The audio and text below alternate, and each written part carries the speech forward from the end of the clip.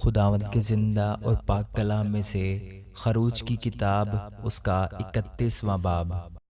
پھر خداوند نے موسیٰ سے کہا، دیکھ، میں نے بزلیل بن اوری بن ہور کو یہودا کے قبیلے میں سے نام لے کر بلایا ہے،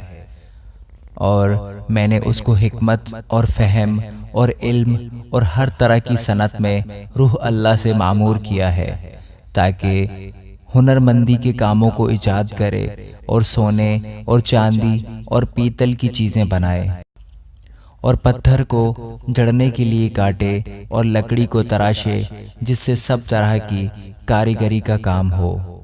اور دیکھ، میں نے اہلیاب کو، جو اخسمک کا بیٹا اور دان کے قبیلہ میں سے ہے، اس کا ساتھی مقرر کیا ہے۔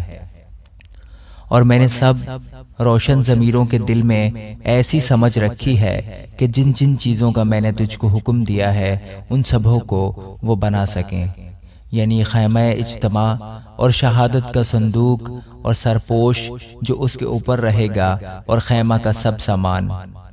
اور میز اور اس کے ظروف، اور خالص سونے کا شمعدان اور اس کے سب ظروف، اور بخور جلانے کی قربان گاہ اور سوختنی قربانی کی قربان گاہ اور اس کے سب ظروف، اور حوض اور اس کی کرسی، اور بیل بوٹے، کڑے ہوئے جامے، اور ہارون کاہن کے مقدس لباس اور اس کے بیٹوں کے لباس، تاکہ کاہن کی خدمت کو انجام دیں، اور مسح کرنے کا تیل اور مقدس کے لیے خوشبودار مسالے کا بخور، ان سبوں کو وہ جیسا میں نے تجھے حکم دیا ہے ویسا ہی بنائے۔ اور خداوند نے موسیٰ سے کہا، تو بنی اسرائیل سے یہ بھی کہہ دینا کہ تم میرے سبتوں کو ضرور ماننا، اس لیے کہ یہ میرے اور تمہارے درمیان تمہاری پشت در پشت ایک نشان رہے گا، تاکہ تم جانو کہ میں خداوند تمہارا پاک کرنے والا ہوں۔ پس تم سبت کو ماننا، اس لیے کہ وہ تمہارے لیے مقدس ہے۔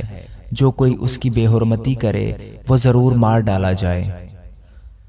جو اس میں کچھ کام کرے وہ اپنی قوم میں سے کاٹ ڈالا جائے۔ 6 دن کام کاج کیا جائے، لیکن 7واں دن آرام کا سبت ہے، جو خداوند کے لیے مقدس ہے۔ جو کوئی سبت کے دن کام کرے وہ ضرور مار ڈالا جائے۔